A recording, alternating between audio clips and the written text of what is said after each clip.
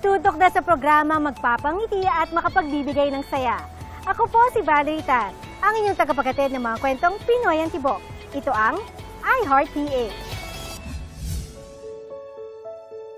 Sa likod ng bawat tagumpay, kadalasan ay kwento ng matinding pagsubok at pagtatyaga. Pero para sa iba, ang daang kailangan tahakin ay nagsisimula mismo sa pagiging walang-wala. Galing talaga ako sa isang family na sobrang maraming pinagdaanan talaga sa buhay. From extreme poverty kami. Nadagdagan pa yan ng mga kabalasan tulad ng nasunog yung bahay ng mami ko sa Davao. Parang series of events na talagang nalugmok talaga ang pamilya ko. Gaya ng kadalasang iniisip ng marami nating mga kababayan, ang pakikipagsapalaran sa Maynila ay magbibigay sa kanila ng ginhawa. Baby pa lang ako, dinala na ako sa Maynila para maiahon yung pamilya namin. Pero nakita ko yung struggle ng mga magulang ko, namasukan sa iba-ibang mga kumpanya, isang kahig, isang tuka. Sa hirap ng buhay, nagdesisyon na rin ang tatay ni John na magtrabaho sa ibang bansa. So nag-Saudi yung tatay ko for 7 years. Pero di ba, alam mo naman, wala naman nagtuturo noon ng proper management of finances. Walang naipon, walang napundar. Pagbalik ng Pilipinas, bumalik na naman kami sa pagiging mahirap. So, unlike any, horror story ng mga OFWs, di ba, na biglang asenso, pero bumalik uli sa dati. Kaya isa na lang ang kinapitan ni John na alam niyang magbibigay sa kanya ng totoong pag-asa at direksyon sa buhay. Laging tinanim sa isip ko ng nanay ko, anak, mag-aral ka mabuti, maging masipag at matyaga ka. Pag-graduate mo, aasenso ka, yayaman ka. Sineryoso ko yung kanyang advice. Talaga nag-aaral ako. And I became valedictorian of my class nung elementary. I also ended up valedictorian nung high school ako. And by college, I was a university scholar naman sa UP Diliman. Sa University of the Philippines, I graduated with 2 courses. Bachelor of Science in Economics and Bachelor of Science in Business Administration. Double major ako, bale. Sa pagdaan ng panahon, natutunan niyang hindi pala sapat ang pinag-aralan lang sa pag-abot sa pangarap.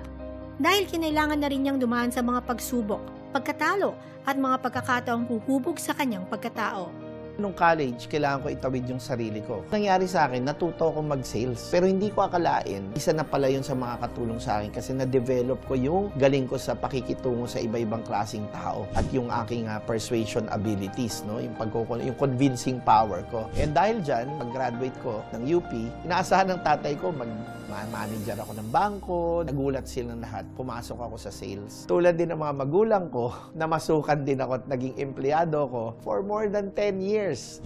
Pero dito rin niya napatunayan na ang tagumpay ay pinaghihirapan, pinagtsatsagaan, at higit sa lahat, pinaniniwalaan. Mula sa pagiging sales receptionist, naging top salesman si John, at kalaunan, one of the most sought-after motivational speakers sa buong bansa. After so many years and yung experience ko din, tumaas na ng tumaas, nakilala na ako eh. Taas din ng pataas yung speaking rate mo. And umabot sa point na after 5 years, I became the highest paid na sales trainer sa buong Pilipinas. Kina-charge ko is hindi bumababa ng 100,000 sa isang oras na magsasalita ako.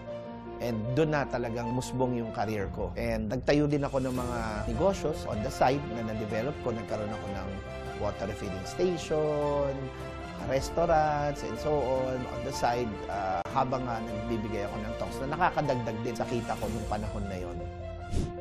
Pero sa kabila ng kasikatan na tagumpay, patuloy pa rin si John sa paghahanap ng mas malalim na kahulugan at purpose sa buhay.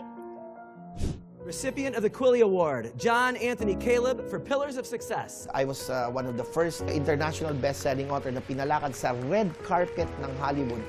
Nalagay pa ako sa Forbes magazine actually. Yung mga luxury cars ko nung time na yon, di ba? May mga sports cars ako nung panahon na yon. Para bang may kulang sa buhay ko eh. Parang meron akong hinahanap na hindi ko pa alam nung time na yon kung ano. And then something dramatic happened to me during the pandemic. Nagkaroon ako ng oras para sa sarili ko at sa pamilya ko. Nasa bahay lang ako. Doon na ako nagmuni-muni. Ano ba yung next na gagawin ko? Ano ba talaga yung magiging legacy ko? At diyan ko na na-discover yung totoong pagyaman.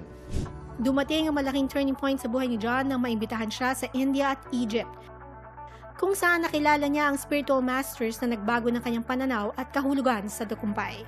Tinanong ako ng master, sabi niya, oh, Mr. John Calub, why are you here?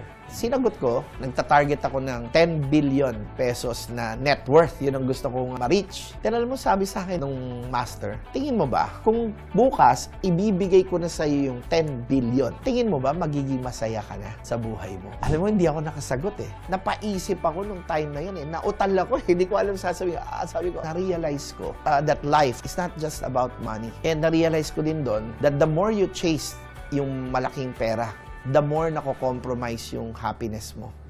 Bukod dito, isang bagay pang pinakatumatak sa puso at isip ni John, ng pagiging bukas palad ang magdadala sa buhay natin ng biyaya at tunay na tagumpay.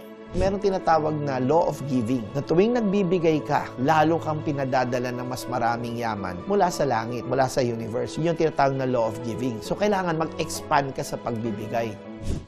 At sa pamamagitan nito, nakita ni John ang tunay na kahulugan ng pagyaman. Pagyaman na hindi lamang nasusukat sa material na bagay, kundi sa kasiyahan ng puso, kapayapaan ng isipan, at kakayahang magbahagi ng biyaya sa iba. Isa sa mga sikreto din ng pagyaman na tinuturo namin is yung law of giving.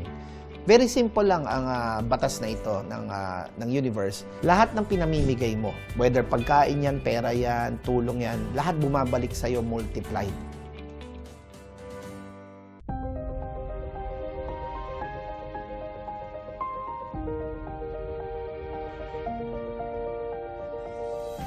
Magagarang sasakyan, kasikatan, karangyaan. Malayong-malayo sa buhay na kinagisnan noon ni John.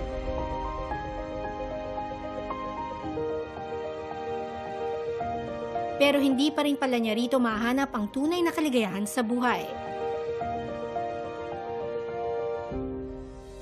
When you get attached to a goal, your life will become miserable. Every day na hindi pa siya dumadating sa'yo, nafe-feel mo na pabigat ng pabigat. Ang success sa akin ngayon is all about using your passion to contribute to people. Dito na rin niya nakita ang kanyang purpose o calling na hindi lang pansarili, kundi para rin makatulong at magbigay inspirasyon sa iba.